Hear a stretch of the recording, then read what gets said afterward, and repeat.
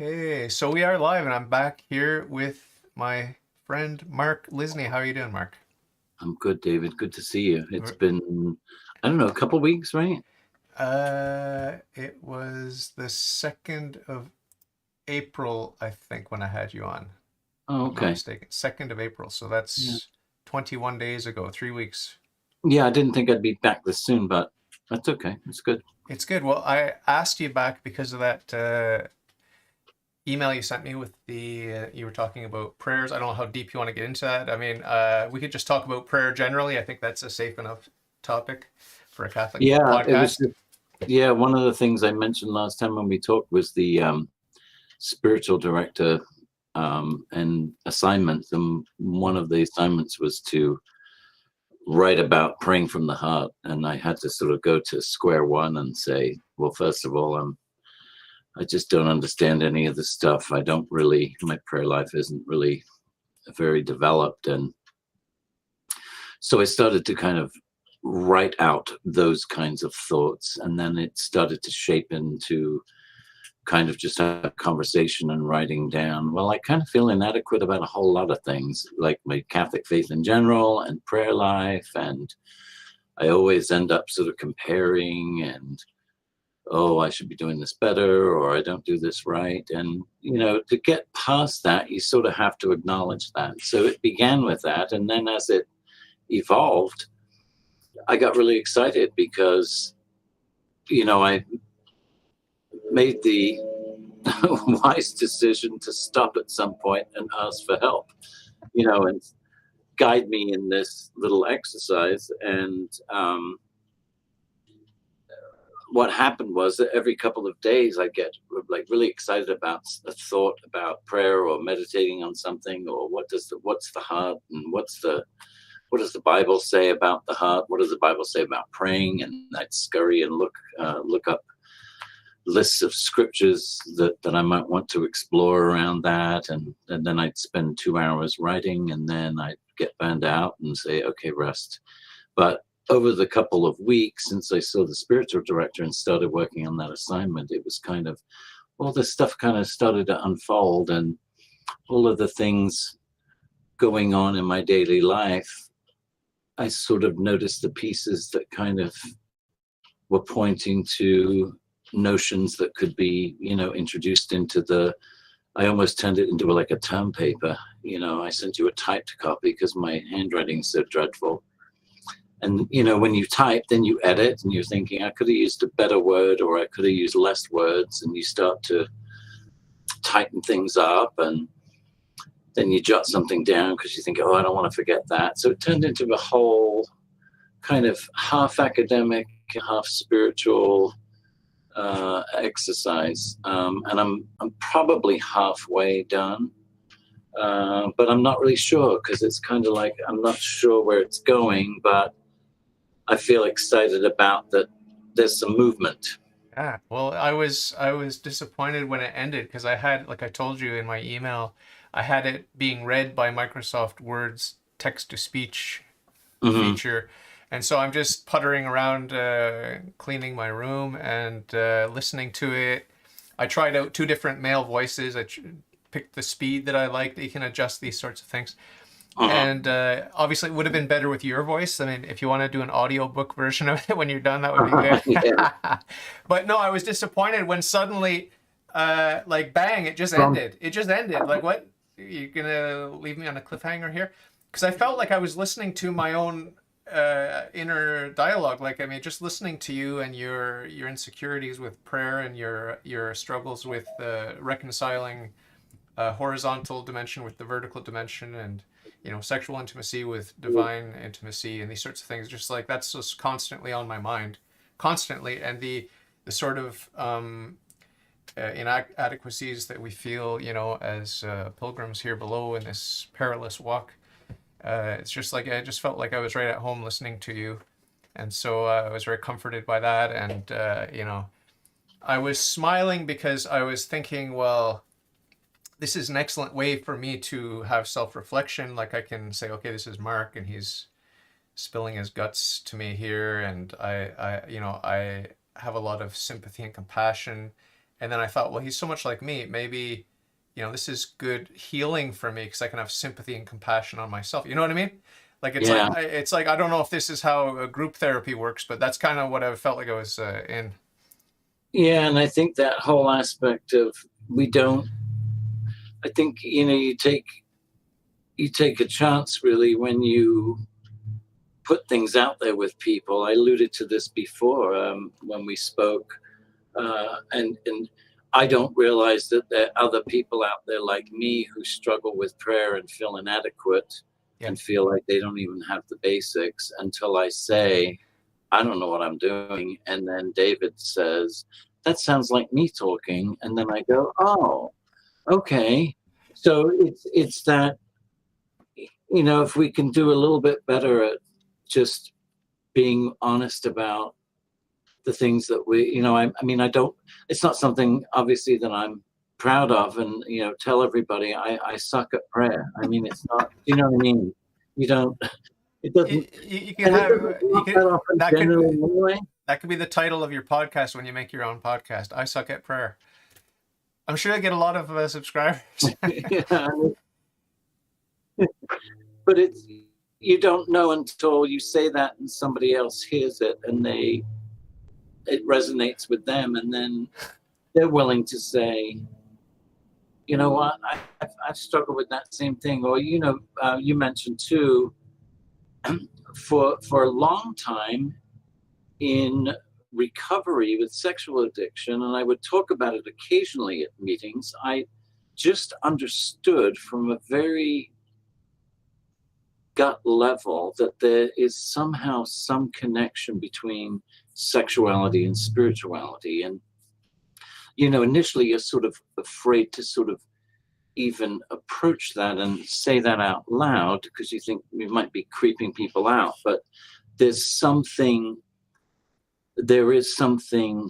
connected there, and I don't know exactly what it is. It's difficult to articulate, but there's something that ties our sexuality into spirituality, and I'm not sure why, and I'm not sure exactly how, but at the same time, I know that it is true, and I can't tell you exactly why I know it's true, except that I just do. Yeah. I want to respond to that. Just give me 1 second. I got a little technical issue. I'll be right back. 1 second. Okay.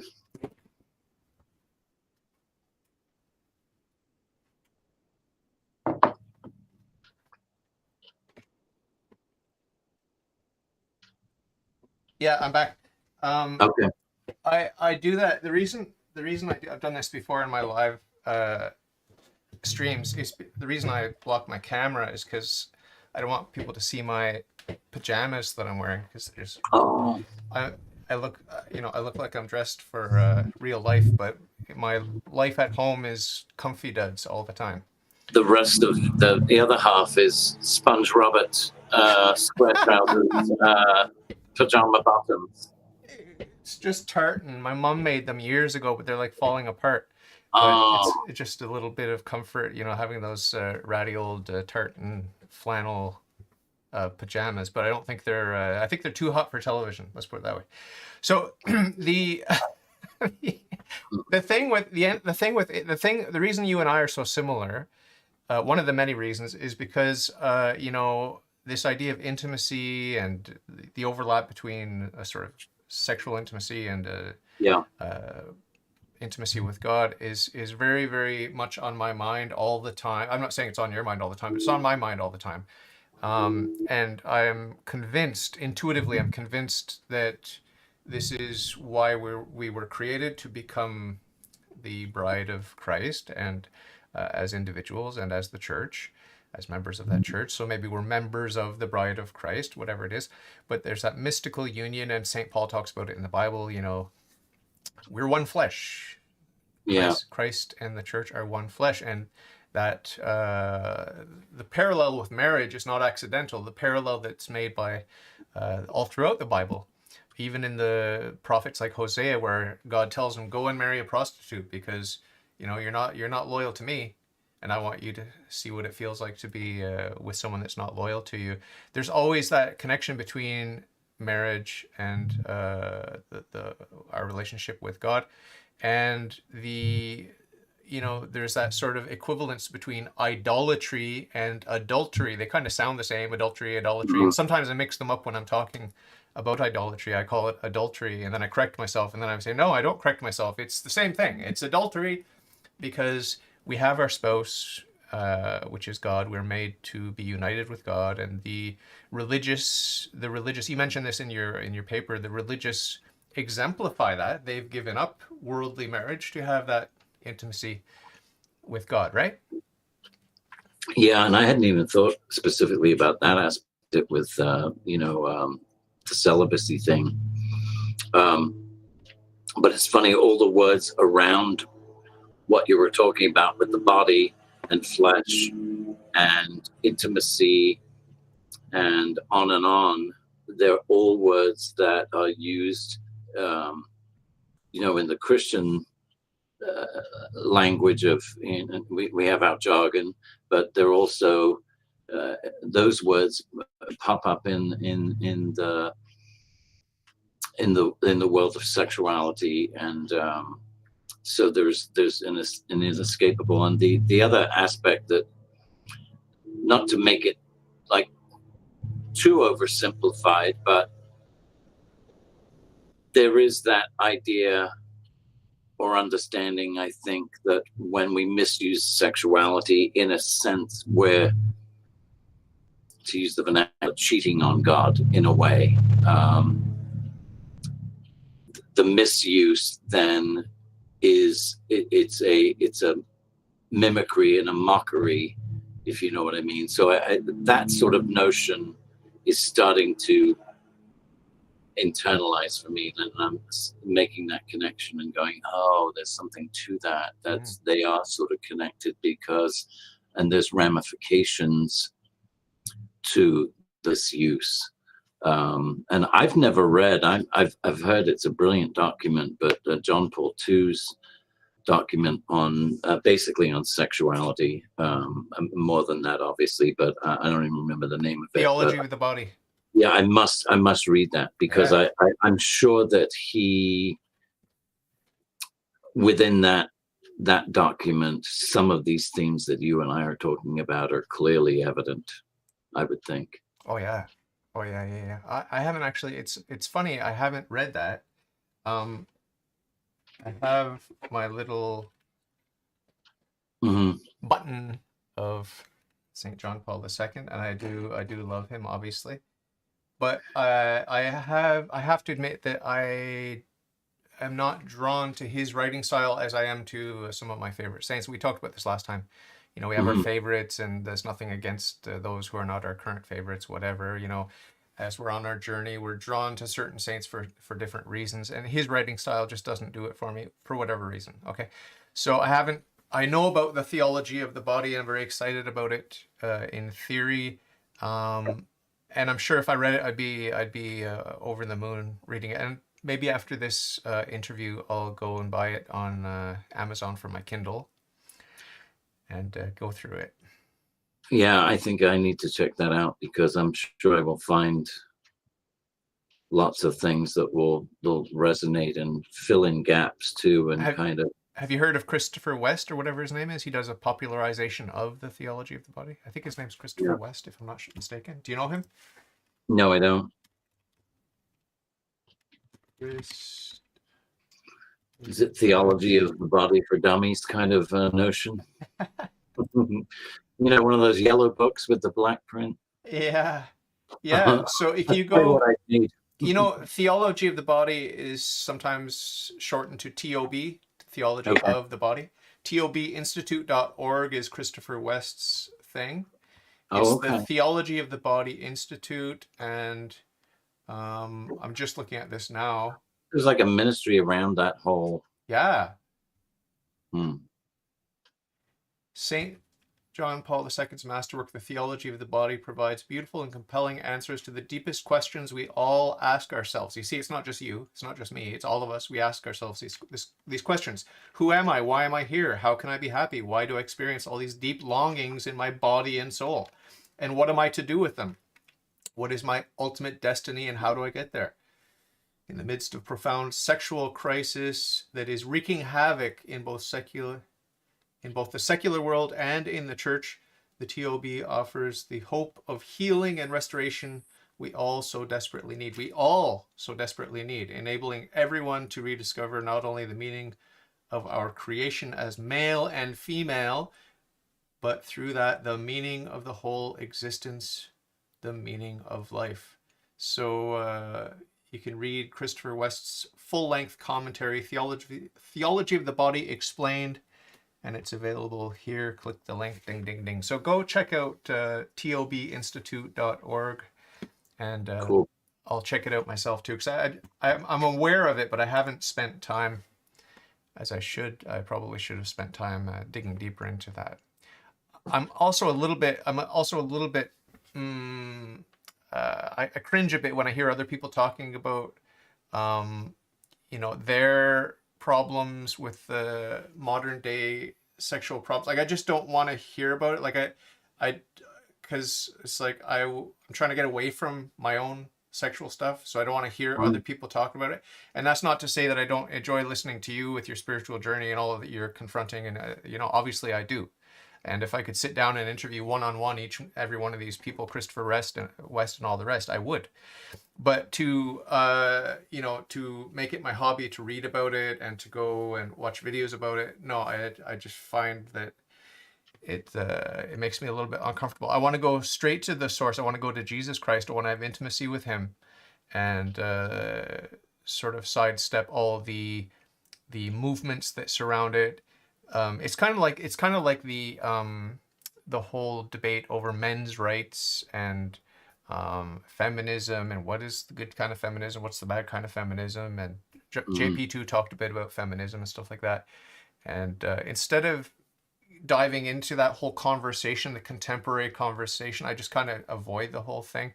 And I find that everything gets politicized. As you know, sex is very hotly politicized. I mean, it's that. I guess that is really the key issue for me. I get disgusted by politics, and politics puts its fingers into everything, including sexuality. And now, I mean, it's disgusting what they're pushing on the children. I don't want to go down that rabbit hole with you, but I think you would agree it's inappropriate to be telling a fourth grader about anal sex and masturbation techniques and oral sex and all of these things, by the way, are being taught to fourth graders in Canada as abstinence. These are forms of sexual abstinence. Oh, just do anal sex. That's abstinence. Do oral sex. That's abstinence. Masturbate. That's abstinence. This is what our children are being taught. So I'm very disgusted by that. And it's the politics that's driving it, I think. Yeah, and there's a phrase that I came upon years ago when I was dealing with the ramifications of sexual abuse in my history. I read a very good book by a guy named Mike Lew, L-E-W, clinical psychologist, and wrote a terrific book specifically for men. But one of the things he talked about there was covert sexual abuse. Things like adults that tell inappropriate jokes around children that makes them uncomfortable, where there's no boundary, where you don't respect the child's boundary and you expose them even mildly to things and topics and situations that they feel for some reason that they're uncomfortable and they can't put their finger on it. And to do that to a child, or he also gave examples of people that don't respect, children get to a certain age and you have a modesty about the way you dress around the home. Now, when children are very, very tiny and they're running around, that's not a big to do. But parents also, have a responsibility to understand the developmental, process and those kinds of things where the modesty and covering up are important, because children pick up signals and get uncomfortable, and your actions and sometimes your words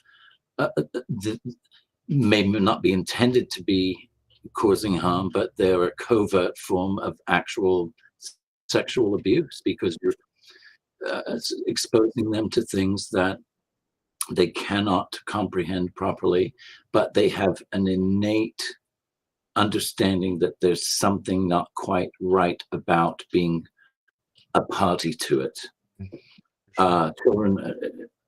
Children know that, and they have that sense. Have you ever seen it portrayed in films? I've seen it in certain films. I get very concerned with some films where they're trying to do a decent job of showing that things happen to children, but I get very concerned that the child actors that have to play these roles, I always assume and hope that they're careful to prepare a child or the parents with roles that tell stories about things like that, because I think you can really inadvertently do some serious damage. Yeah, well, I'm not talking about, obvious things where you sexualize children in film. I'm not talking about those overt things. You're talking about subtle stuff. I'm talking about being very careful that you need a child to play a role where they've experienced abuse. It might be an episode of, TV show. Whatever it is. And you need to portray that because you're telling that story. But I always worry that they keep the children safe from the context. Well, my wife and I watch a show called Evil Lives Here. It's usually about violence, but there's often sex mixed in with it. And we enjoy it because the victims that are selected usually have survived and sometimes even thrived after the abuse. For example, a wife who was beaten by her husband or whatever, he turns out to be a very violent man who's killed prostitutes or whatever. This is a typical example. And she finally woke up and she finally said enough's enough, and she escaped this horrible relationship, and so she's got her new life, and sometimes she has a new husband, whatever. Okay, so you get to see the triumph of the human spirit, and some of these are very touching stories, how the women, like a little woman against a big man, and she fights back, and she it's just like, it's amazing. It's David versus Goliath. And of course they don't show on the show the 90% of women who are dominated, crushed, killed, or whatever, just submissive and just didn't fight back and never had any happiness or any, they don't show those episodes because you can't interview those women. They're like captive to their hostage holders, whatever. But those who do fight back and that do find a way to escape and to thrive, and they do show, the reason I'm talking about this is they do have children that are abused. And I remember one guy touched, I think over the course of 6 years, he was touching his stepchildren when they were between the ages of 5 and 8 or 10 or whatever it was. Mm-hmm. And I think he got 3 months in prison for that. But the reason I'm talking about this is because there are children playing these reenactments, right? Like they have hire actors and actresses and children, and they reenact some of these situations. So yeah, I do wonder at times, like, oh, I hope they protected these kids, and I hope they made the atmosphere when they were filming about something else. Like, okay, Johnny, now you're going to walk up and you're going to be scared because there's an alligator in the swimming pool, right? Like they set that up as something completely disconnected from what we as the end viewers understand the situation to be. I think there are ways to do that, but yes. Yeah, and that's exactly what my concern is when I see those kinds of things. I always hope that it's done in such a fashion. I hope so. Yeah. Scary stuff. Yeah, that kind of damage. I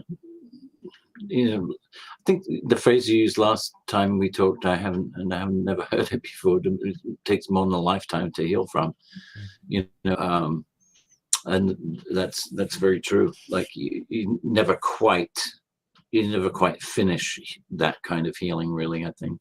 I mean, perhaps some people do, but generally, it's a wound you carry to the grave. Yeah, it's tragic, and I was thinking about that exact thing when I was listening to your paper that you wrote about prayer of the heart. I forget exactly what you were talking about, but it sort of made me think about the fact that I'm damaged goods and Oh yeah, it was when you talked about you didn't have the innocence and goodness to be with Jesus in that scene in the Sunday school book, right? And Right. of course, you understand intellectually that Jesus Christ loves the wounded. He came for the wounded. He told the righteous Jews of his day, "I didn't come for you. I came for those who are wounded." Right. So I mean, you're perfect. Okay, good. You can see. You're not blind. Good. That's you've. So you're fine, right? You're ready to go. But I'm I not came gonna. for the blind. I came to give the blind vision. I came to heal the wounded, and I came for the children and stuff like that. So I think intellectually you understand Jesus came for you and for me.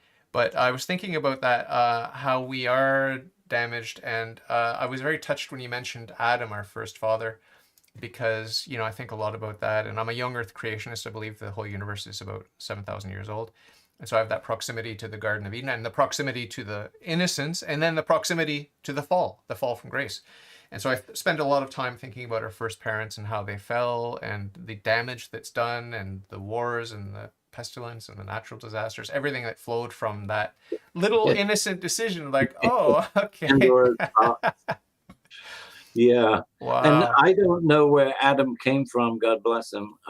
That must have been a moment where I took a breath and asked for some guidance, because I had to go back to Genesis and read that again. And I'm fascinated by that, the movement of God, like through the foliage in the garden. And there's Yeah. reference to that he could hear God like approaching, and it's Yeah. like a rustling of leaves or something, I don't know.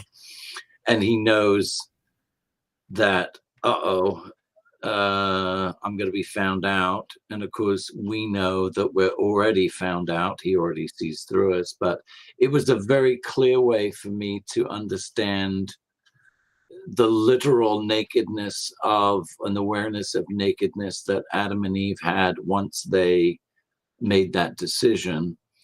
And I do that, bringing God into my heart for prayer. I don't really want him to come in like too far, because there's stuff I got to fix before you come in, Mm. and the silliness of that, but the realness of Yeah. that Yeah. feeling of, well, hang on a minute, the doorbell rings and Yeah. Yeah. there's stuff laying all over the Tidy up. place. Exactly. And it went all the way back to our forefather Adam, like, oh, and that was the literal expression of that feeling. He literally now knows, oh, apparently when I was made, this is called naked. And that was kind of a helpful insight to understanding that, first of all, you can't hide from God. He already knows, and that there is, if you can get yourself to the point where you can just embrace that and just say, okay, here goes, there is a freedom to find in that, letting go of all the covering. But it was at that point I realized why I had the intimacy problem and why I was fearful of having him come and look. And it was because of the abuse at 4 years old. And it was because of that. I have to fix myself quick before I go up and sit with Jesus and whatever, because I'm too messy. And everybody else that I'm looking at, obviously they're not. They're all nice, but I'm not, you know. Yeah. Um, Well, I was and thinking, yeah, go ahead. it goes so far back that you then build your whole perception of spirituality, sexuality, everything on a misguided interpretation that you conjured at that age. And it takes a lot of time and work and help to reframe that. The template's been set, and you can set another template, but it's hard work. Yeah, well, that they talk about virtue and vice and how we can only get a good we can only get rid of a bad habit by replacing it with a good habit, of equal force. I want to just mention a couple things that came to mind as you were talking. And I'm getting old, so I had to take notes because my memory starts to go. Same way, dude. But the whole thing with Genesis is so beautiful, and Saint Augustine is one of my favorite saints. He talks about the nakedness and why is that shameful, right? And he said something I've never heard elsewhere. He said the reason we feel shame is not because our bodies are bad. Their bodies are good. God made our bodies, they're good, and sex is good. Okay, the reason we feel shame is because there is that potential to be taken advantage of. Okay, so there's a vulnerability basically to attack and manipulation and abuse. Okay, so Yeah. Saint Augustine had this psychological insight, whatever it was, 1400 years ago, about the psychology of the shame of nakedness. And it's not like, oh, my body's not good enough. Like Adam and Eve's bodies were perfect, right? It's not like it wasn't fat shaming. It's not like she's overweight from eating chips and sitting on the couch, right? Right. And it's not like his genitals were too big or too small or too weird or whatever, deformed. Like he was perfect. So, like you've seen David, whoever did that sculpture, David, was it Michelangelo? Anyway, it's the perfect form. Right. And but it's that idea that now there's the hunter and the hunted, you know? And I know from my experience with sexual fantasy and my dabblings with pornography over the years. I mean, less so the past since my conversion, obviously. But there is that thing like, well, there is an aggressive sort of thing in the male sexuality. I don't know about women, but in the male sexuality, there's aggressive sort of thing where it's just like, um, you know, Pursuit. Yeah. pursuit of like your own purely selfish pleasures, Hmm. and it's to take advantage. It really is to take advantage with no regard for the dignity or the humanity, much less the notion some notion you're going to settle down and build a Catholic family with this person.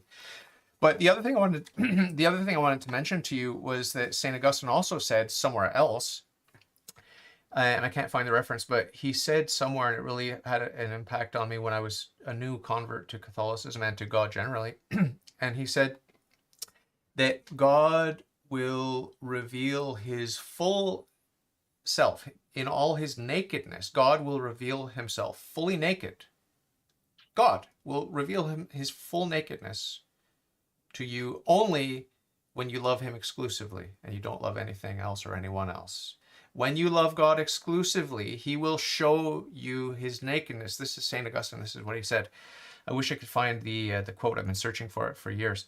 But it was about 10, 11, maybe 12 years ago. I read that somewhere. And I was reading a lot of St. Augustine at the time. But it's a beautiful idea, isn't it? Yeah. Yeah. And that's incredibly deep, because even just that notion of God, because obviously there's a hint, although it's not really possible, of vulnerability to God, which is bizarre. Yeah. But it's something that you could reflect on and contemplate for a lifetime, because it's like, wow, wait a minute, what does that really mean then? And it also has the notion that there's, for everybody else who isn't able to attain that status of exclusivity, he is withholding something. Yeah. That's kind of mind-blowing too. No, wait a minute, hang on. Is that theologically correct? Can we, how do we? Yeah. So I'd have to really, but we have to find that. Chew on that. Yeah, we have to find that citation. I hope I didn't just make it up in my head. You dreamed it. It's possible. It's Dreamed possible. it. Yeah. Everything's possible. But it made a big impression on me, and it's been on my back burner thinking about that a long time. But that's one of those things where I'd look at Aiden and go, dude, no, wait a minute. And just look at each other like, oh. But another thing that St. Augustine said about God, he said, when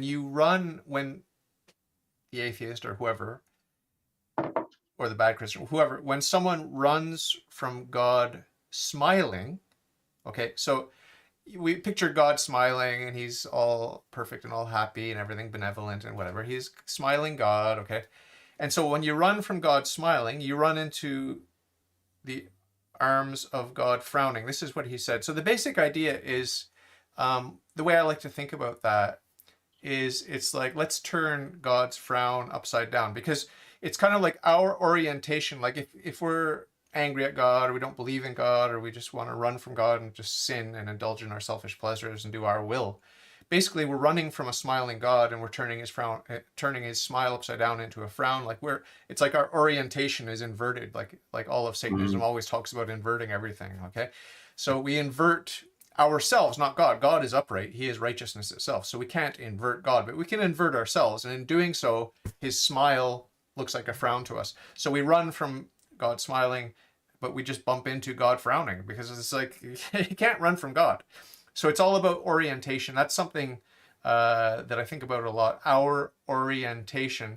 And in terms of God withholding, I mean, it's obvious, just read the Old Testament and the New. You'll see that God has conditions on his relationship with the Jews. Like he calls the Jewish people whores, like dirty whores that are spreading their legs for every passerby. This is in the Old Testament. And yeah, you can say it's colorful language, it's accommodation to our human condition and these sorts of things. But God is fully aware of our human nature. He created our human nature. He's the author of our human nature. Our human nature is good. And God took on our human nature. He knows about, all the everything that makes us human. God is more aware, not less aware than we are. So we should not be shy about saying, oh, God is, sort of using anthropomorphisms. This is something I was very, very shy about in the early days of my conversion, because I went from atheism to a generic monotheism. Didn't really buy into Christianity or the incarnation too much, but, I was very jealous of God as someone who was the opposite of anthropomorphic. But the more I get comfortable with Catholicism, I am now starting to appreciate the value of anthropomorphism. Why? Because of the incarnation, precisely because Jesus Christ took on our flesh, and because God made our human nature, and he gave it there's a good reason why he gave us our human nature, and he saw our human nature and said it's very good. So I hope, the reason I'm saying all of this is that I hope that I can help you to get just a little bit more comfortable with the anthropomorphisms, and if God's playing hard to get and these sorts of things, we can say that with the proviso in the footnote, like, yeah, we know the nature of God. God the Father has no body. He's he's above sex and gender and all these sorts of things. We can have all these footnotes, but we can also allow ourselves as Catholics, I think, to indulge in that, in anthropomorphism to a certain respect, as long as it's not, as long as it's done in a pious and wholesome way. Right. Yeah. Adds a lot. It adds a lot to my faith journey, having the incarnation and knowing I think, that God loves and me and all that. that's the key, isn't it? That God taking on human flesh, then it's easier to swallow that notion and kind of proceed in your mind in that regard, because it's like, oh yeah, he knows because he was one of us, and that actually, that reminds me too, one of the things that, off the topic, but that was just staggering to me. I told you I hadn't been back to church for a long time and came back last summer. So this was the first Lent that I went through in a long time. So, all the readings, they're obviously familiar, but it was groundbreaking for me to discover and stumble upon the fact that Jesus was is in Gethsemane, and he's, the agony in the garden, and an angel comes to minister to him. Comfort him. Yeah. And I've read it a billion times. I've heard it a billion times, but all of a sudden it meant so much more. And he needed that. And then it also attached itself to Simon of Cyrene, and that whole notion, pick up your cross and follow me. And there are times in the staggering towards, salvation, that we fall. but it's okay to say right now, in this day, at this moment, this is really heavy and it's really rubbing my shoulder raw, and I need someone to hold the weight of it for a minute for me. David, I need you, brother. Or someone in a prayer group, or just someone, even someone, Simon was reluctant. He was yanked from the crowd. It may be someone who's not a Christian person that is a listening ear, and then they ease the burden for the moment. And that's God working through people. And just the permission by reading that and seeing he was ministered to by an angel in his agony, and someone was, pulled from the crowd because if they don't help him, he's not going to make it to Calvary, and he's going to die on the way. We don't want that. You know what I mean? But I think it never occurred to me, because my perception was that we all get this cross. You don't want anyone else's. You think you do, but if you carry theirs for a bit, you'd hate it. And you want yours back. I was taught that growing up,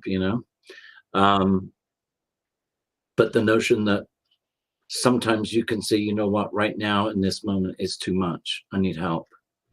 That, for the first time, that became something that was just such a revelation and such a relief.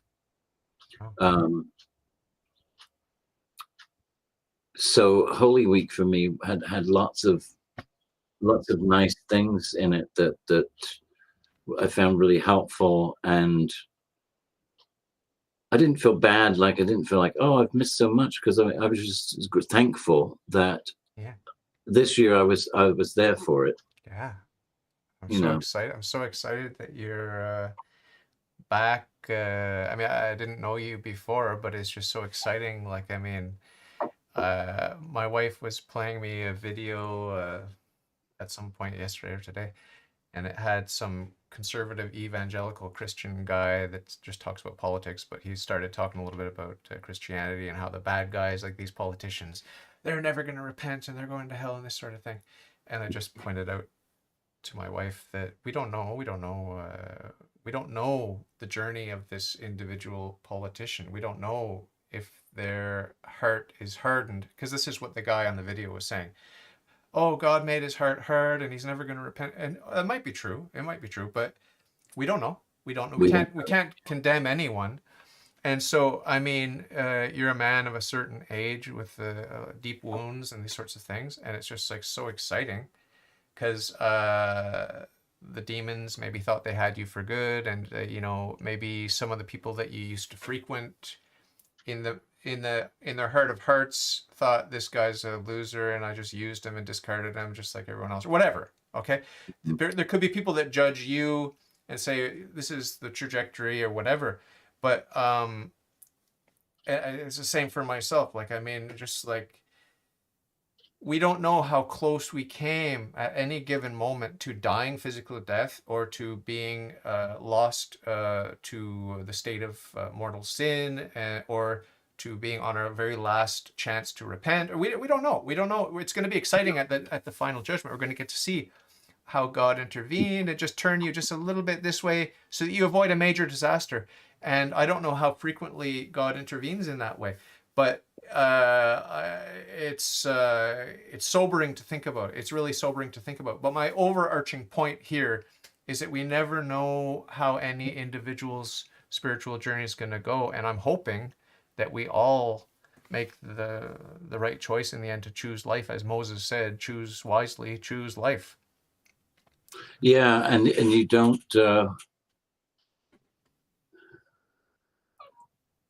I understand on one hand why people get drawn into condemning the frenzy of that. Yeah, but when you keep thinking it through and thinking it forward, I've said this many times to different people in different ways, that I'm afraid of my own time before God, where all is revealed, and the thought of anyone being shown that they failed and the outcome is not going to be good. That there's no cheering, there's no there's no No victory. hurrah and righteous victory. I don't like that. I don't understand No. the mind that seems to relish that. No. You know, and you can pick whoever you want, whether it's your friend in Canada or whether it's Joe Biden in America, or whether it's whoever you think, or if it's I won't even give him credit by giving his name, but the founder of the First Church of Satan. Yeah. Do I take joy in knowing that perhaps he really did choose that destiny, and that's where he is? No. Why would I get joy from that? Why would I feel like, oh, good, right then, that's settled? That frightens the crap out of me, that someone could delight in that. Let's hope it's a superficial thing, like people who talk lightly of all kinds of Because if you grave really believe matters. that is scary and that's sobering, and that should not be something that, that's like cheering when they throw the switch when someone's, been put to death, be it for, capital punishment, whatever they did and whether or not they deserved that final kind of punishment, there is no joy and glee in jumping up and down at that.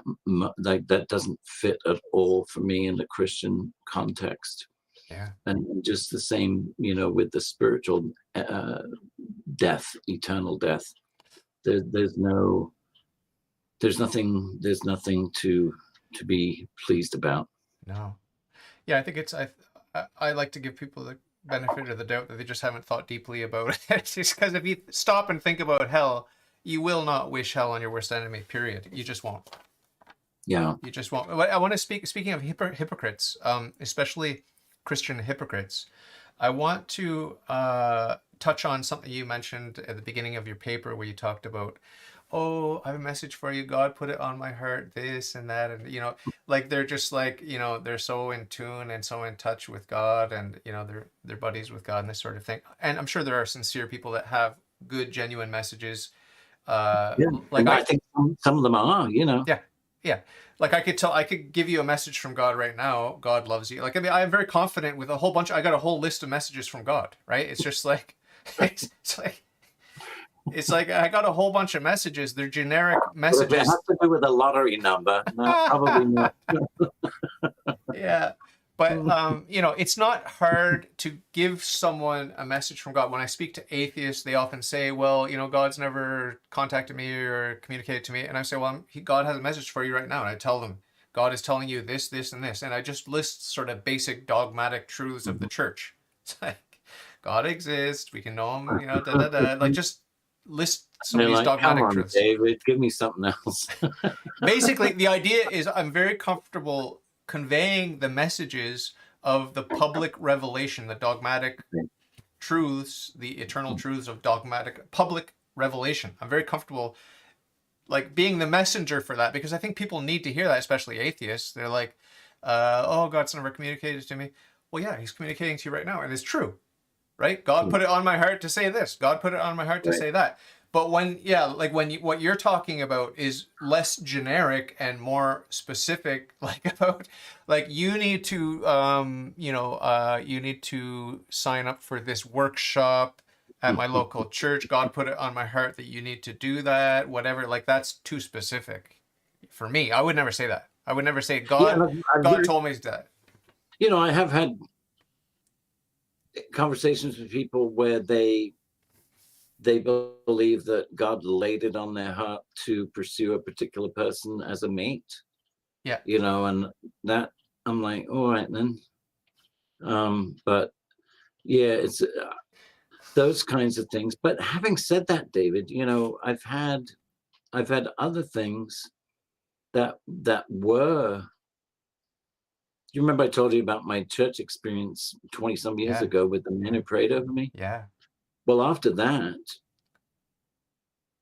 I had private revelations. Yeah, and I had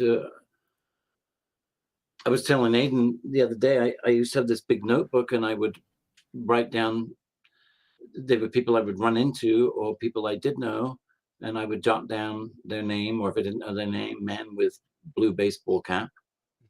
And it would be somewhere, I'd be out somewhere, and I know as I walked by them, a word would come into my head, and I knew the nature of their struggle, and I would make a note, and I would sit and do the 15-decade rosary, and I would compile groupings of names to pile them onto a decade, and it became a sort of a spiritual exercise. But then I also, David, I had things that you can't dismiss as just me making things up in my head.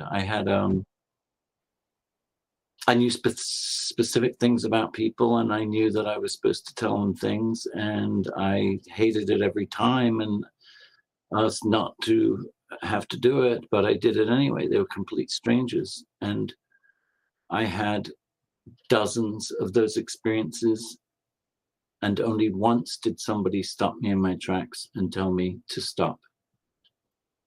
When I'm on the receiving end of that, I always give the benefit of the doubt. Okay, this person might be crazy, but I'd rather err on the side of pious belief. Okay, so I had a woman come up to me, and I was at church. This is early in my conversion. I was at church with my unrepentant homosexual friend, and she came up to us. We were both kneeling, praying at church, and she came up to us, and I think she even gave us a couple of rosary beads or something. But she said something that had to do with sexuality, right? Mm-hmm. And I'm thinking, wow, this is interesting. Like maybe she just saw us together and two guys, and maybe my friend was sending signals that he's same-sex attracted. I don't know, but he seems very straight acting to me. But maybe she picked up on something, or I don't know. But like maybe it was the Holy Ghost telling her. I don't know. But I gave her the benefit of the doubt, and it's happened a couple of times where I'm at church. In this one particular church, actually, where I entered the church. Mm-hmm. It's a monastery, and I've had a couple of things where women have come up to me, and at an Italian church I used to go to quite frequently, a woman came up to me, and she just randomly gave me a nice icon of the Blessed Virgin Mary, the Black Madonna, actually, the Black Virgin Mary, because she's Polish. But so I always give the benefit of the doubt, even if I'm cynical and I want to think, okay, they should mind their own business and they're probably crazy or whatever. But I do say, no, David, I don't want to be wrong.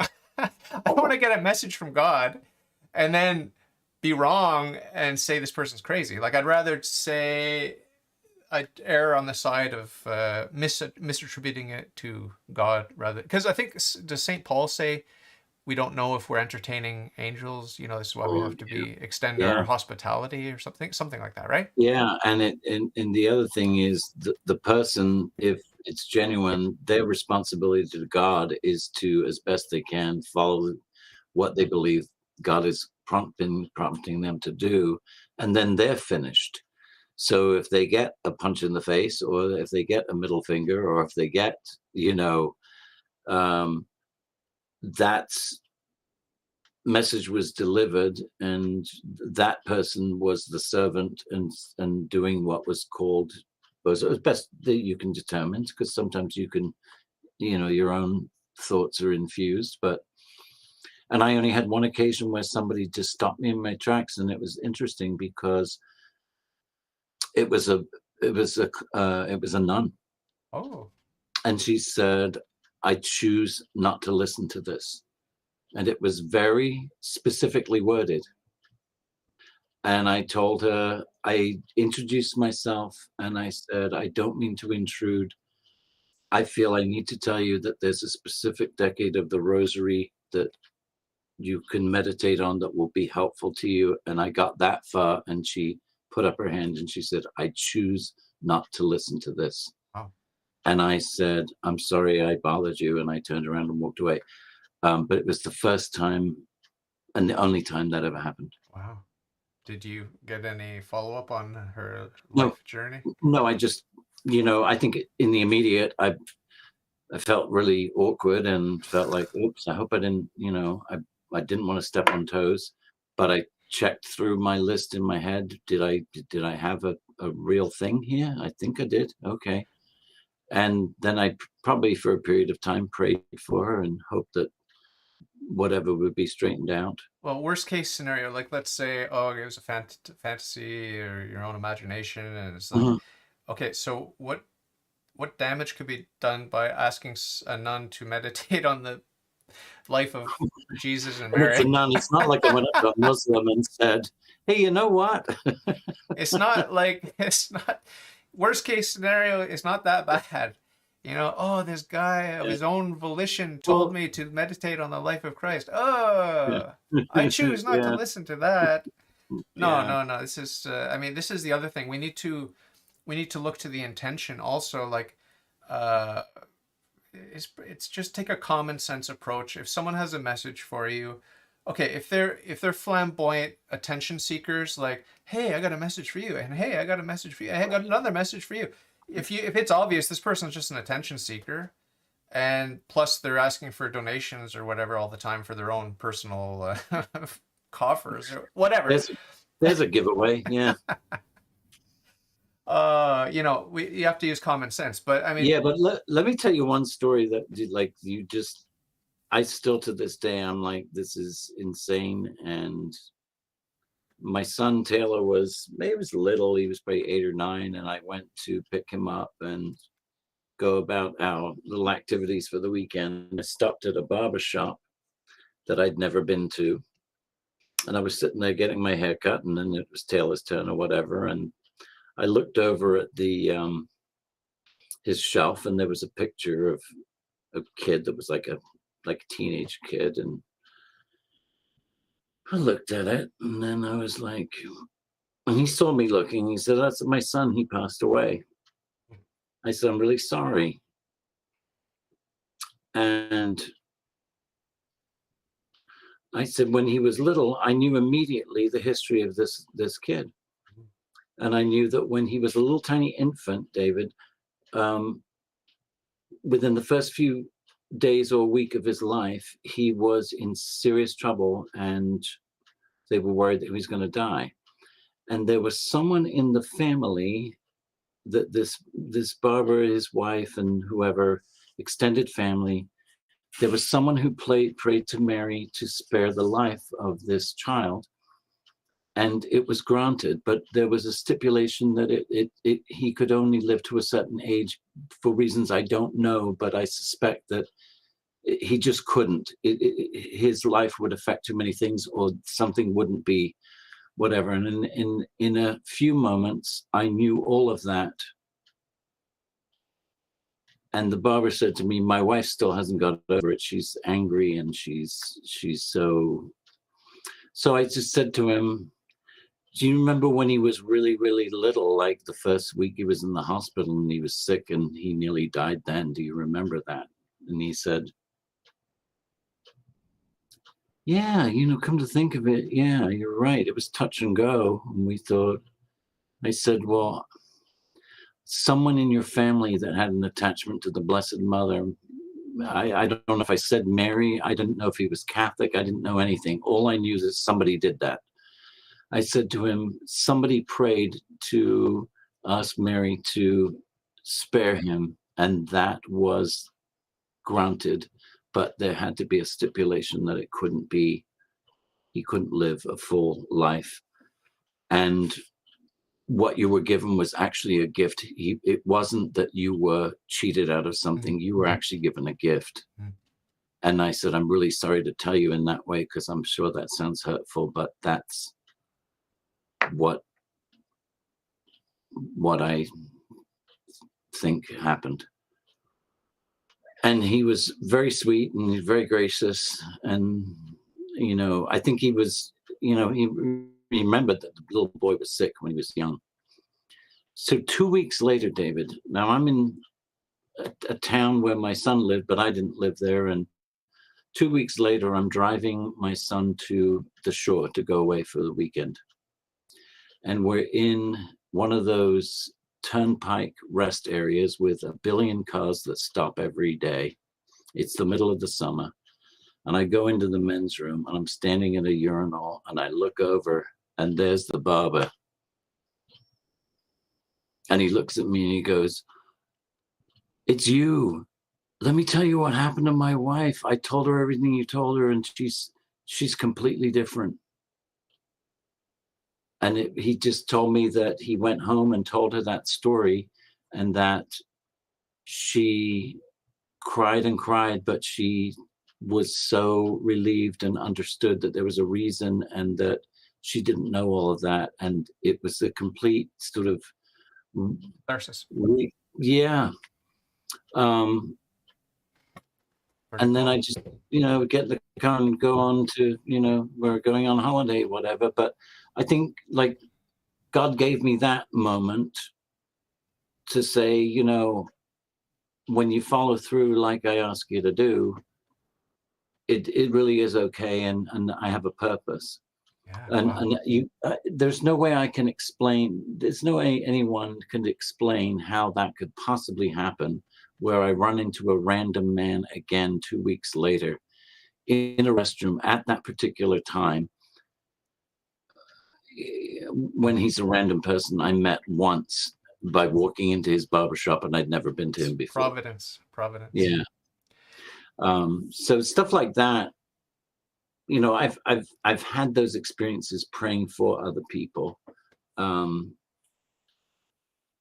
And then gradually within a couple of years of having that experience of someone praying over me, those things kind of Faded. receded a little bit, faded. Yeah. Pretty cool. Well, I mean, I'm a fan of uh, what's his name?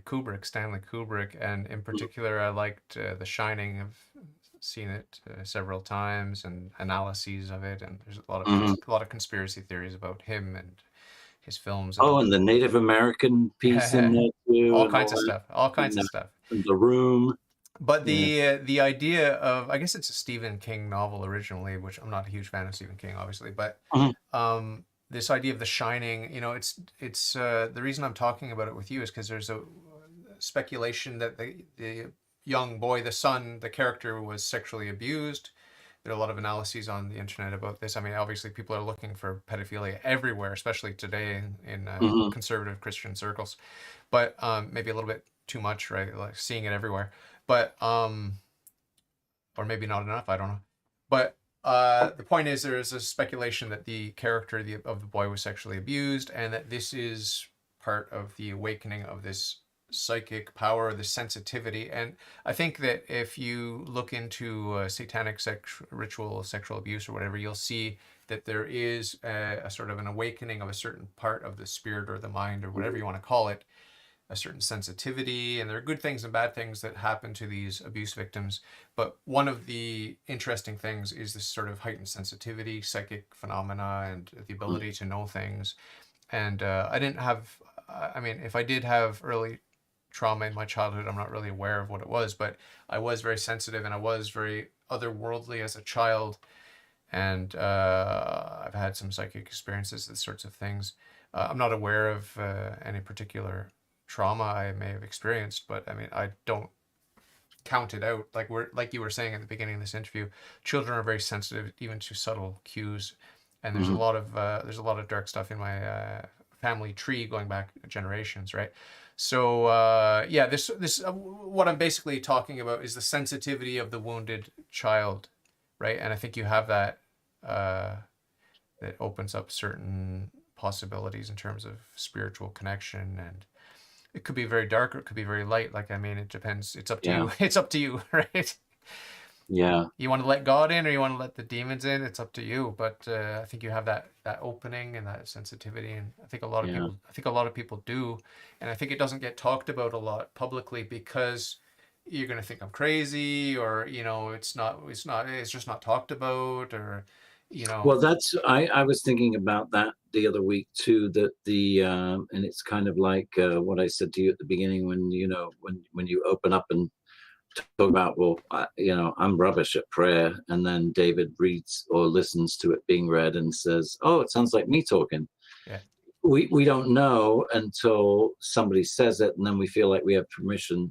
And I suspect the same thing with whether you call it psychic experiences or spiritual experiences with the Holy Spirit specifically. That I think if people were, you're right, there's two things about that. They think either I'm crazy, or they will think I'm crazy, or the second thing is they'll think that somehow I think I'm sort of some pious Special. person, You're and special. I'm like really not, and they're going to think that I think I am, or they're going to think I am and get the wrong impression. So I don't really want to, talk about this, because they'll think, oh, they've got, and it's like, no, I'm rubbish, believe me. You know what I mean?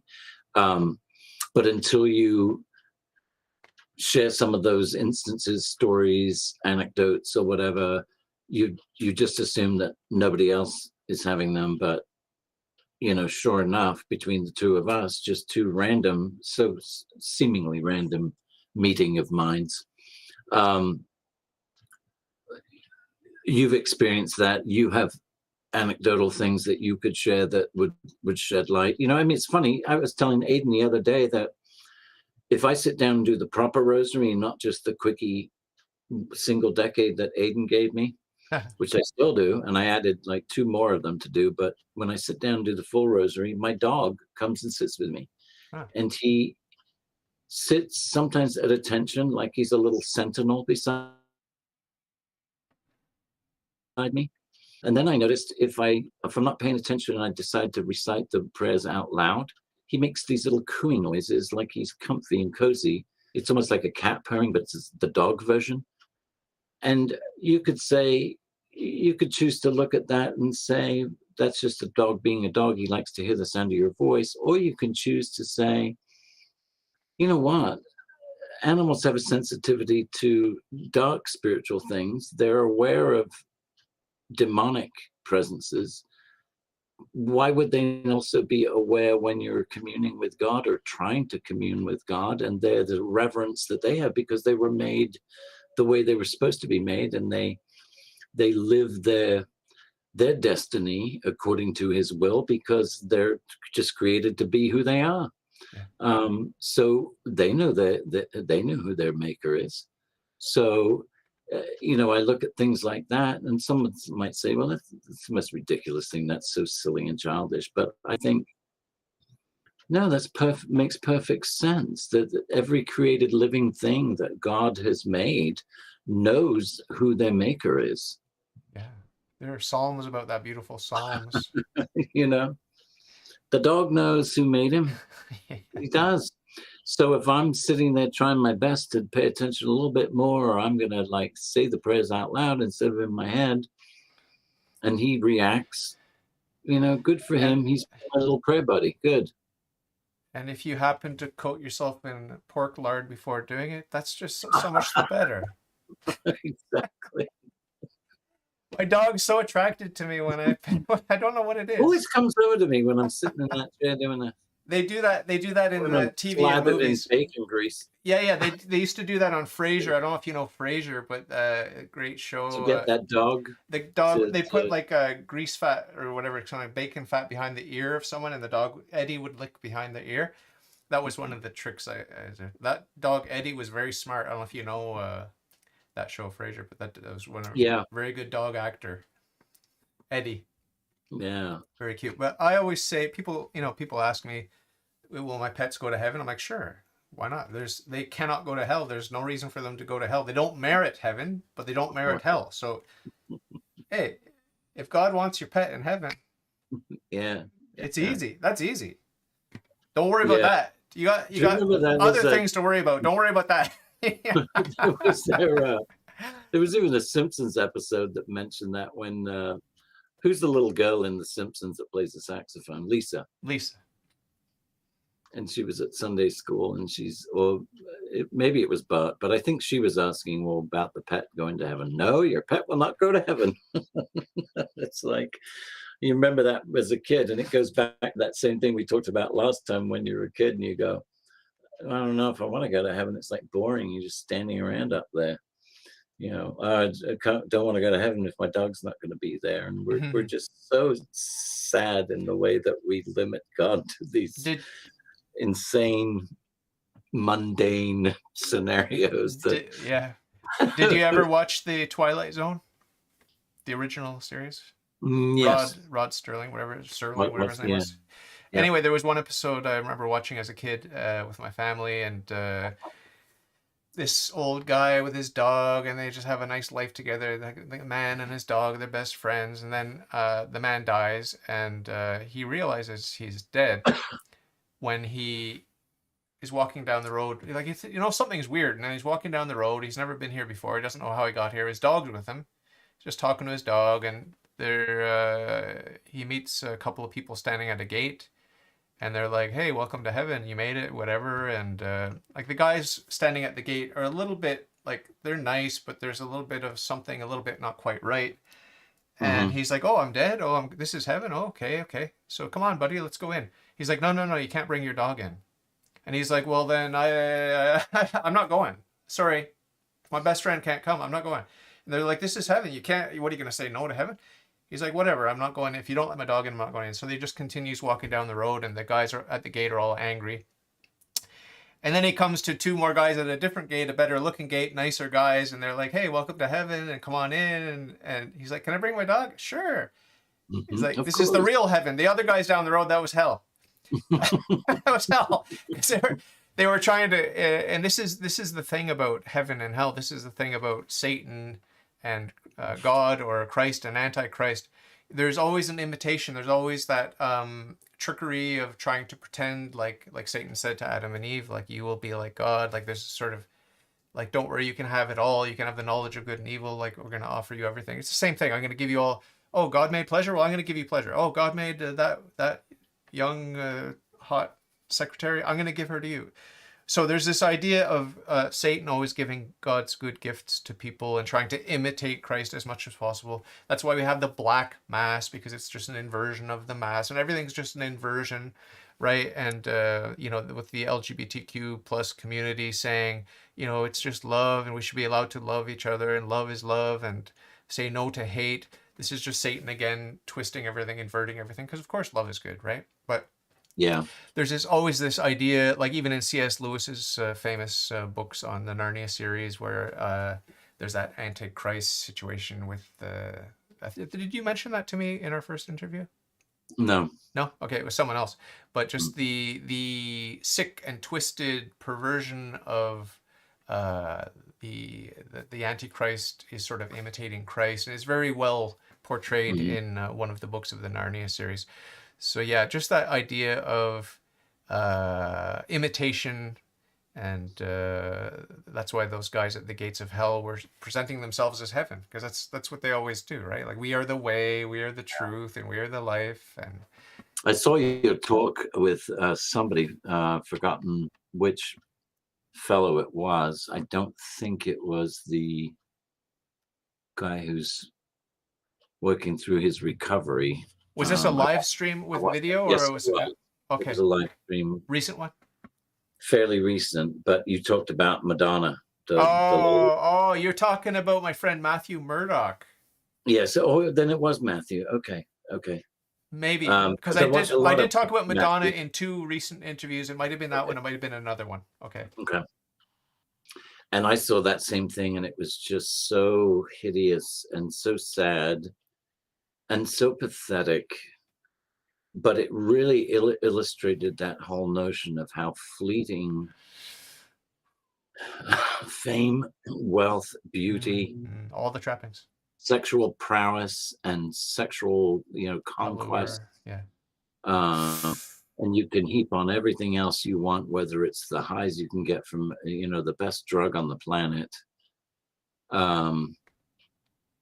It's such a short-lived, it's forgotten, and you're a thing of the past. No matter how high you were raised, you're going to come crashing down. And it's sad, and but it still draws people to it. Who's that funny person that not funny, But Strange. that funny American, he's American, I think. He's a rapper, a African American guy that did that. Really, I couldn't watch it. I saw a beginning of it, and I was like, I don't want to watch that. And then he had those sneakers, the 666 sneakers, and the lap dance with the devil, Lil Nas or somebody. Okay, I don't know. Okay, so he he's at the height of fever pitch stardom in his genre of music. A couple of years ago, he had a crossover hit with the country people with that Oh, okay, Miley Cyrus's father. okay, It was a very popular song, and they did a video where they're both riding in on horses. okay. It was, but anyway, and 2 years later, Lil Nas, I think that's his name, is doing this video where he's literally doing a lap dance for Satan, Oh, and it's not. It's so blatantly like you won't want to watch it. Once you see the screenshot of it, you'll be like, got to move away from that.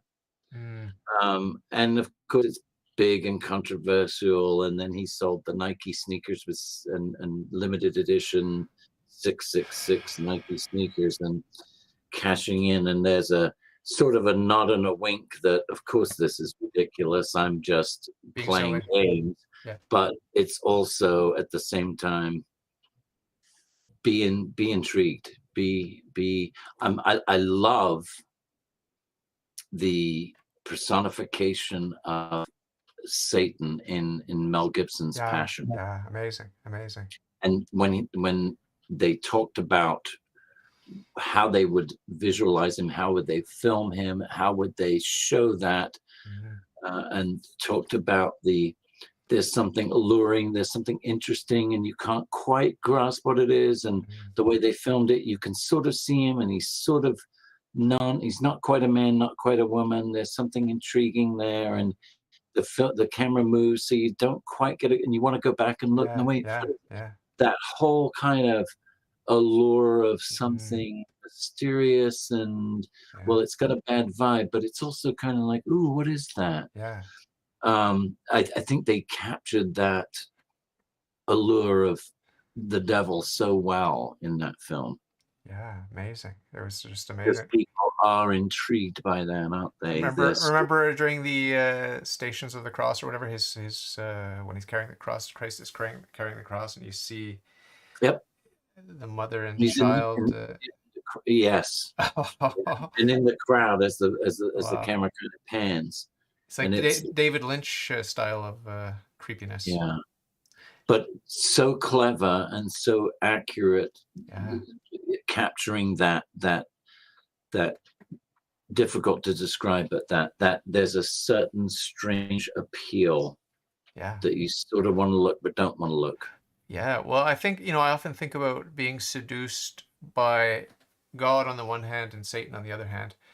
And I think about it's like, okay, let's put this in very human terms. There's a young man with a beautiful young wife, and I'm gonna use it sort of reversed genders just to because it's more powerful this way in my image. Okay, so you have a young man and a young uh, fiance or wife, whatever you want to call it. Let's say wife, Okay. and she's the most beautiful woman. Okay, and he's lucky to have her as his wife. But she is in on a little gag, which is not a gag; it's a test. It's actually a test of his faithfulness, where she has set up a series of distractions. Like she's got this kind of good-looking friend that flirt a little bit, and there's the different scenarios that she puts him through, and she watches very carefully his reaction, where his eyes looking, Mm. and is he getting excited and these sorts of things. That's how I think about, and this is just a very imperfect analogy, but I think about God like he's the perfect mate, he's the perfect spouse, absolutely perfect, objectively, eternally, absolutely perfect. Okay, but he's allowing Satan, the stinky whore, to get dressed up with a bit of makeup, and it's just like, oh my God, Our head is being turned. My head is being turned by Satan, this ugly, stinking whore. My head's being turned. Your head's been turned. Pretty much everyone except the saints, our heads are being turned like, wow, what is that? What's that musky smell? That smells good. Doesn't it smell good? Well, it's just like pounds of nard and perfume and the makeup to cover up the hideousness of Satan. Underneath. But we're excited. We're like, oh, this is exciting. Oh, I'm still not sure yet. Do I like my wife, who's perfectly natural and wholesome and beautiful and innocent and pure? Or do I like this stinky whore that just walked by? I just caught a glimpse of her, but I'm still not sure. I'm kind of two minds. You know what I mean? That's how I feel in my spiritual journey. It's like, I think ultimately I'll choose my beautiful, natural, wholesome wife. But I also enjoy. I also enjoy all the spectacle of this horror from hell that stinks. Well, you talked about that.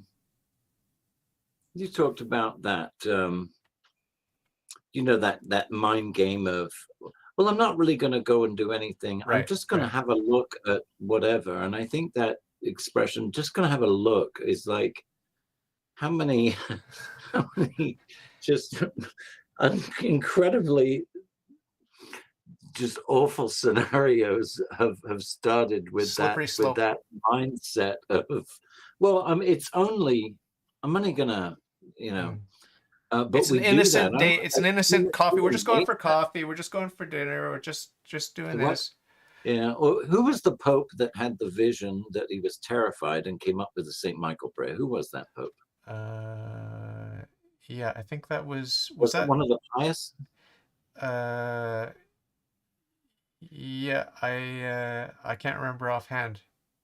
Was it 1700s, 1800s, something like that? Was it during the battle? It wasn't the guy who saw the vision of the Battle of Lepanto. That was earlier. No, he saw Satan approach the throne of heaven and ask God. I could Google it right now. I think it was pretty recent Pope. I think it was a pretty recent Pope. It's probably in the 1800s. Yeah, Pope vision, Saint Michael prayer. Here we go. Pope Leo. Okay, what's the reign? What the years of reign? Leo the 13th. Leo the 13th. Okay, just give me a second. Leo 13th. He reigned. Well, he was born in 1810, died in 1903. So he's. He was Pope at the end of the 1800s. Yeah, he probably reigned until his death, like most of them. Yeah. Ordination in 1837. Created cardinal. When did he become Pope? Papacy began in 1878. Okay. So he had a dozen years of it. All right. Well, here's the thing, David. I always think, I read that story. And it's, basically he saw this vision and heard this conversation and, give me 100 years and give me access to your clergy and give me more power. I think that was the gist of it. And then I always said, like, well, why doesn't God say no? You've already had this planet since whatever. Your time's limited. No, you don't get more. We're talking about Satan here. We're talking about Satan. Yeah. So, but I think of that because when you said, it's like God permits certain things, and this mimic and this grotesque, really poor, imitation. representation. Yeah, and it's like. There's a mystery in that to me, like, and that it was Pope Leo, yeah, like that whole scenario that unfolded in his vision where Satan approached the throne of God and, made those requests. And instead of saying, go away, it was like, I'll grant you that. And I think, no, wait a minute, why? What's that about? How about just saying no, you can't have it. No. But it's just bizarre to me. Like that whole, I wonder why is it necessary to, turn up the heat but maybe that's what we need individually or whatever to make us choose. So, we're not lukewarm. I don't know. Yeah. Yeah. Well, I I, mean, I'm I don't very, know. I'm very sincere when I confess to you and the world that I'm not fully committed to God and doing God's will. Like, I mean, if you touched on it in your paper too, right? Okay. Mm, You want to do God's will, mhm. right? Well, I mean, just like me, I want to do God's will, right? So it's just like, in the meantime, like in between now and when I start doing God's will, in the meantime, it's a half-hearted It's like dance. Like I'm kind of, Augustine. yeah, Yeah, give not me yet. chastity, but Not not yet. yet. It's just pathetic. It's so embarrassing. And so God knows each and every one of us what it's gonna take. And oh my God, he's so patient. He's so patient and kind. Well, It's here's another great unbelievable. thing that it's been swirling around my head that my spiritual director gave me yesterday, because he was talking about move away from the idea of surrender to God and Okay. surrender your will to God, and let's use a different word. And it's sort of like let's work in stages here. Okay. let's take. Did you see What About Bob with Dreyfus and No, I Bill don't think Murray? so. I don't think so. Where Richard Dreyfuss is the psychiatrist and Bill Murray is the annoying patient that like finds him when he goes on holiday and shows up. And Richard Dreyfuss has written this book that he's making all kinds of money on and doing his therapy with baby steps. So you Okay. incrementally do these little therapeutic exercises to gradually, Okay. build your emotional and psychological health. And it's just a gimmicky, annoying thing, but it's that baby steps thing is what comes to mind when I think of that's where I am. Okay, we can't just do this throwing ourselves off a cliff and surrendering that way. Okay. So Father said to me, think of the word yield. Okay. Tell me what your definition is. And of course my mind goes to driving, and what is yield? Traffic. So slowing down and letting somebody take over and pass me. And he said, okay. So there's an inherent problem that can come from not yielding and just slamming on your brakes, right? That's going to affect you. It's going to affect the people behind you. There's also a negative effect if you decide, well, I'm just going to gun it and pound the accelerator and speed to get onto this, off of this ramp and onto the highway. So I can't do the slamming on the brakes, and I can't do the Slamming on the brake. Gas. gunning the accelerator. So how about this yield thing? I slow the pace. I gauge my pace with what I think of as the lead car that's coming up. Well, that's God. So why don't I let him set the pace, and why don't I fall in line? So let's do it that way, because if I make the decision about the surrender, it's going to be slamming on the brakes or accelerating like a madman. It's going to fail because it's too much too soon, and it's not guided by God's time. So this whole yield concept, and incrementally, but also discerning and being aware and talking to God. Do you want me to speed up a little bit, or are we going a good pace? Do you want me to slow down a bit? Am I getting ahead of you? That whole concept with yield as a driving metaphor really is helping me, because it gives you, you're still going to get to the goal, but now you're going to be aware of the guidance, aware of you have to make shifts, you have to make adjustments, but those adjustments aren't just because you didn't feel like doing this today, or you wanted to get ahead and jump the gun a little bit today because you were really raring to go. No, you're going to take God's lead and his speed and whatever. So that communication, of course, has to be there, and you have to really, try and listen and discern. But that just right away when he said that, and he kind of asked me to give him a definition. As I said it, it was like, oh, okay, this I can work with for a while now. Yeah, amazing. Yeah, because trying to undo or correct or fix or whatever you want to call it, I'll be 60 soon. Mm. What I look as, 56 years of, a shift in a spiritual track because of things that happen.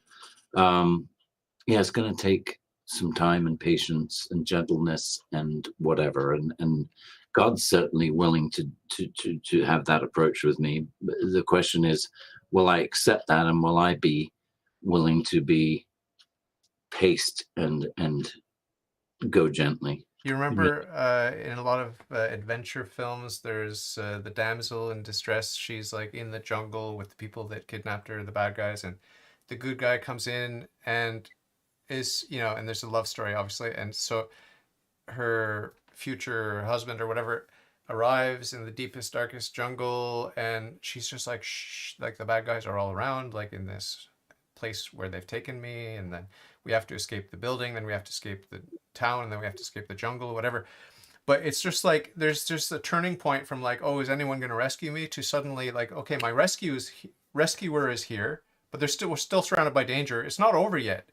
But at least if I stick with this guy, he's big and strong and smart and everything, and he's got authority because he's a cop or whatever he is, okay, and he's experienced and wise and everything.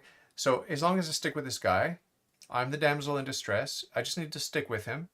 And like, if occasionally he says, okay, you wait here, I'm going to go around the corner, and if everything's good, I'll signal you, you come and join me around the corner.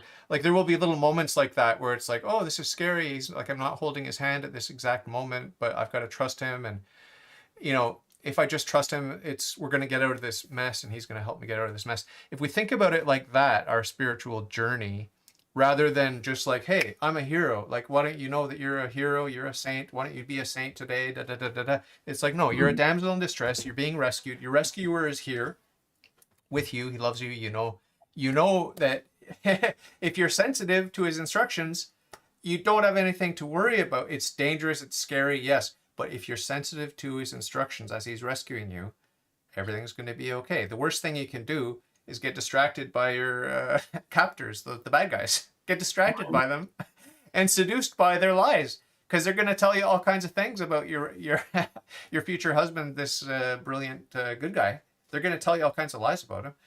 And even if for a fact that what they're telling you is not true, just the fact that you're bombarded with these lies, and that you have these bad guys maybe offering you things, comfort, like it's more comfortable. You're more comfortable in your prison cell than you are trying to escape. Why don't you come back to your prison cell? So that's the analogy I'd like to use, damsel in distress. And it's like, at the same time, it's scary and it's dangerous, and everything depends on your goodwill and your sensitivity and your alertness, and that you stay sober and stay awake. Everything depends on that. So you are on edge. It's scary. Like, I can't be lulled back into that drug-fueled stupor that I was in, because my hostage takers put me on all kinds of drugs in my food and this and that and the other thing. But so it is dark and scary, but at the same time, if you keep reminding yourself, like, I am being saved. I am being saved. I just need to stay awake, stay sober, and stay alert, and stay sensitive to the instructions of my rescuer. I think that's a very excellent analogy for our pilgrimage. Yeah. Instead of having a pie in the sky thing, like, hey, you're in a dark place, why don't you go to a bright place? Like, that's just more nonsense. That's just more nonsense. Like, you are in a dark place. You are in the situation. You are wounded. Your history is a real history. It's not going to disappear. Like, this happened to you, that happened to you, and the evil things that you did are still evil. The sins you did are still sinful, etc., etc. Like, be grounded in reality. That's humility, right? Right. I think there was an interesting notion too, that when I was looking through the scripture listings to look up prayer and heart and those kinds of things, one of the other things I came across was that just the idea, and I forget where it's from, but it's, where Jesus talks about bring you life and bring life abundantly. And I thought a lot about that word, and you know, we know that it's not prosperity gospel abundantly. And the word I like better, actually, that sits well with me is life, fully. Okay, a life that is full, but fullness of life also includes sickness, downtimes. You can't have joy and fully appreciate it, and you know uh, experience that to its fullest, unless you've seen times that there was no joy and it was drudgery or depression, or even sometimes despair. Um, so the fullness of life, I like that word a little bit better. I don't know about the translation, but abundantly, obviously overflowing, and but I think the fullness of life to me speaks to me. That's because we're in a fallen world now. Maybe the abundantly was is the new creation, sure, but in this life, we can expect a fullness of life, but that will have. And I was telling Father yesterday, Padre Pio was like, moments probably when somebody was, walking by, watching him in prayer, and maybe he was levitating or something because he was in a moment of ecstasy. But there was also the moment of incredible agony when the wounds were given to him. So there's always the both of those things. The fullness includes some pretty difficult things too, and that I'm okay with. I'm okay with, because I do understand and appreciate that you can't have a full understanding or a full experience of all of the positive things without having a little bit of understanding and experience with when things aren't good, or health. Think about, when you've been sick, and then when you feel better, and you suddenly appreciate it. Feels so good to be feeling well. And how do you know that and appreciate that? Because you know how shitty it is when you're sick. You've got 103 fever and your mind isn't working and you're ill. That's human nature. We tend to only appreciate the good when we've experienced and know how bad it can be. So that's part of kind of accepting life on life's terms, and taking things in a way that, with the yield concept, it's like, just go gently and don't, leap off the cliff because you're surrendering to God and, you're going to be just so great at this. No, I still carry some fears. I still carry some hurts or even resentments or confusion and misunderstanding. So that's all right. Just keep a pace and try to keep God's pace. Yeah.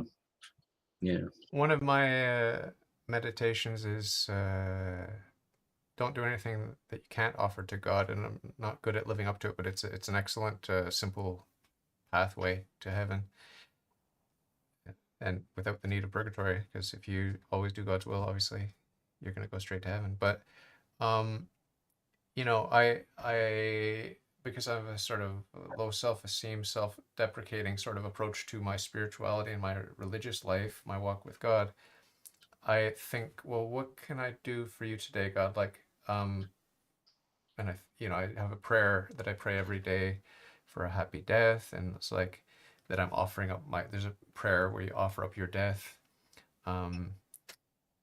and so I ask God, what can I do for you today? Like, am I gonna die today? I can offer you my death. If I'm gonna die today, I can offer you my death, and with all the the conditions of this prayer, like I offer it for my own sins and for those who are going to die today and for the souls in purgatory, all these sorts of things. You can apply this meritorious death united with the death of Christ. You can offer that up in various different ways, So I ask God, am I going to die today? And the answer is maybe. right? Like, I mean, my answer, I know the answer is I might. It's possible. It's Yeah. possible. I might or I might not. And then the second question I ask God is, okay, so maybe this will be the day I can offer you up my death. But the second question is, in terms of what can I offer God today, the second question is, will I suffer today? And the answer is, yeah, definitely. Definitely. That one you can Guaranteed. you automatically Guaranteed. know that, don't you? Guaranteed. 100%. So it's just then you get a smile on your face because you're thinking, hold on. Yeah. So what you're telling me is that I can offer you today and every day my sufferings? Wow. So then like, I mean, the other day I was biking home in the rain and I was tired. I had a crappy day at work and whatever. And I was thinking, okay, so you mean to tell me I can offer this up, this suffering, I can offer it up and unite it with Christ's suffering, and I can offer it up. Okay, good. So let's do a little, this is exciting. Let's see what I got. Like, what kind of cash have I got here? Like, what kind of treasure have I got here? Let's analyze this. How Okay, miserable I'm is cold, this? I'm wet. Okay, well, I'm not that Two cold. things I'm you not that despise. wet. Yeah, yeah. But when I think about it in terms of being spiritually greedy, like, oh, I can offer this up. So what have I got here? Well, it's like, I'm not that cold. I'm not that wet. I'm not that tired. I'm not that, it's just like, actually, this treasure that I thought I was suffering so much.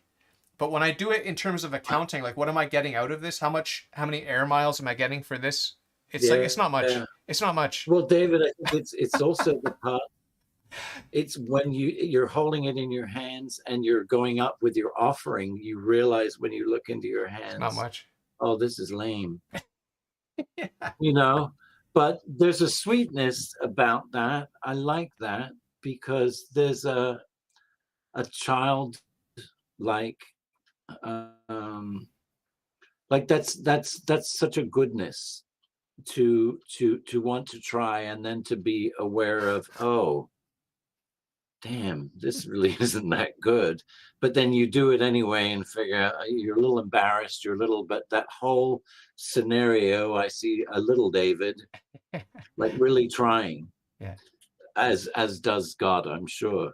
And there's a sweetness to that, but there's also, the awareness and the enlightenment for you as you do that your initial thing about, oh God, this is miserable. And then when you actually analyze it, you say to yourself, actually, I have it pretty good. I'm going home to a nice, comfortable, warm home. I have a lovely wife. Yeah.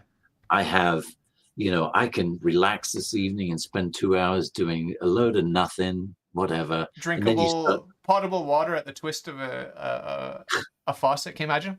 Yeah, your toilet is inside your house. We take so many things for granted. 100 years ago, Yeah. it wouldn't have been. Wow. If we could appreciate these small things, like, they're not small things, they're big things, you walk up to the fridge, you're like, I'm bored. What am I going to eat? Like, I just ate, but what am I going to eat now? Like, I mean, I want a little something extra. I want to get those taste buds like really going, like my stomach's bloated and full, but I want to get those taste buds going. What do you got here for me? And it's like, nothing's good enough. It's just like, we are so spoiled. Yeah. If we were hungry, and this is what Lent is all about. I mean, if we can experience hunger and appreciate food and water. Truly hungry. Yeah. Yeah. So it's a lot of judgment. There's a lot of judgment coming our way on Judgment Day, and that doesn't scare me. It doesn't scare me. It's a sobering thought. The reason it doesn't scare me is because it's reality, and being aware of that reality is such a blessing. Like, you and I are blessed to have the awareness that there is a God, He is going to judge us, and that every good and evil thought, word, and deed is marked in the book. Everything counts. Yeah. It all counts. Like, we have that grace.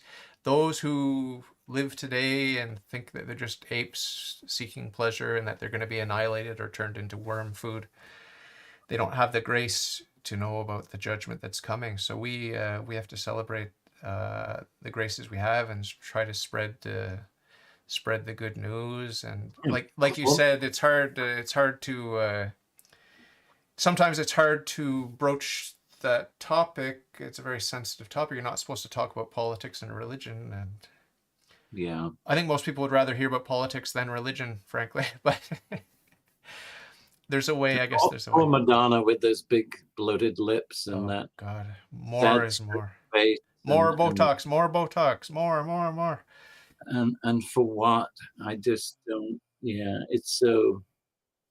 I don't know. Yeah, it's sad, really, and then Yeah, it's kind of absurd and bizarre too, because I feel sad for a woman who really, in the world's terms, has everything. I mean, how many mansions, how many, great, beautiful, sprawling homes does she have? How yeah, much access does she have to anything and everything that she wants? And it's yeah. like, who cares? Like, it doesn't even matter. It's just a load of nothing when you get down to it. And then the physical side, especially for women, I think I feel bad, Yeah, of although course, she, I think, was part of contributing to that pressure to of course, of always course. present and She would still, sexualize she would it. still cheerlead that whole agenda. I'm sure she would. Yeah, She would encourage young girls to just do exactly what she did, and yeah, she and thinks it it's worked out really well for her. so sad. Yeah, because it's just so shallow and so empty. Vacuous. Did you Yeah. see, on a cheerier note, did you see Father Stu? No, but I'm excited. I want to go see it. Yeah, I was almost I love alone in the Wahlberg. theater. He's Oh awesome. yeah, he was amazing, amazing. I don't know him that well, but I'm gonna start following his career a bit close. I'm just not big into movies, but amazing. He really touched me, and I really fell in love also with Mel Gibson, and Yeah. his acting was unbelievable, and his face, the beauty of Mel Gibson's face was like unbelievable on the big screen, like the wrinkles, the character, Uh-huh. the acting. He This plays his guy's dad, does he? yeah, yeah. Okay. I don't want to spoil anything. I'm sure you know the story. You know the basic I story, know the but general story, and then he has an illness, I assume, or something too. But yeah. yeah, no, I've seen a couple of the Trailers. who interviewed him. Matt Fradd interviewed him, A lot of people interviewed him. Yeah, Wahlberg, yeah, and yeah, it's just it looks really really good. yeah. I personally I enjoyed the first part the most because, like most fiction movies, I prefer the beginning because then they're introducing everything, setting everything Hmm. up, and there's a lot more humor in the first part, and then it just gets more serious and darker in It the gets second. deep. Yeah. Yeah, I don't want to spoil anything, but you basically have the basic idea. But yeah, and there's lots of ups and downs through the whole movie. Don't get me wrong, but most of the laughs I found at the yeah. beginning. And apparently it's like pretty real and raw too. It's just Yeah. like regular, and I like that too. That aspect of his, when I see him interviewed, that he's a very devout Catholic, but he's also a real person or a regular guy. You And talk about Wahlberg now? yes, yeah, that I just like that kind of role model for I think for young Catholics is really good to just to say, you're not this person that thinks they're pious or Yeah. wants people to think you're pious. That's the last thing he wants. Yeah. He wants to just take what he's been given and do the best and do good things for God with it. And it's like, that's nice and it's sincere. You know what I mean? Yeah. Well, the portrayal of Saint Peter in Jesus of Nazareth movie. I keep promoting this Jesus of Nazareth movie ever since I've seen it. I saw it like a week or Was two that the ago. one from the 70s? I think so. Yeah. I Huge started names, big name actors, big Oh, name I know, actors. David. I started watching that during Holy Week because I saw you talking about it, and like the opening sequence or something, of scenes or whatever, and it was the Mary. betrothal kind of scenario Yeah. going, and it was just it was such a 70s thing where it was just so slow paced. I'm like, oh, for the love of It's like God, 5 hour movie or something. get on with it, would you? And and I couldn't bear it.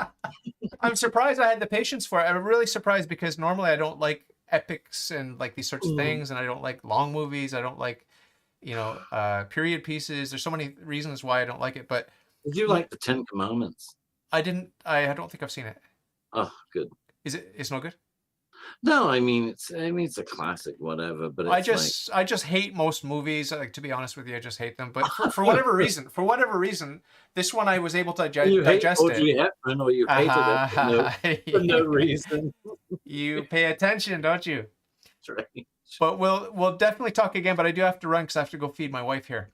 All right, buddy. And I've got another interview at 4:30 of it's a return guest, Tommy.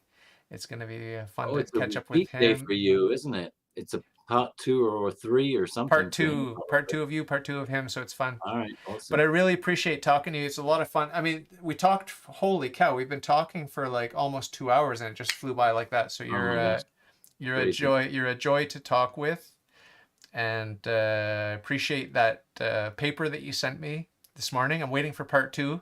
Yeah, that's my work for the next couple of weeks. I'll see my father again in a month, and I have to at least be close to finishing. Homework. I'll send you the updates as they come. Very exciting. I'm very inspired. I'm gonna get yield in there. I'm gonna get yielding in there. I have to. Yeah, a lot of good stuff. Yield. Yeah. All right, my friend. Thank you so much for taking the time. God bless you, and please remember me in your prayers. Okay. I will, David. God bless you. I love you. Bye. Love you.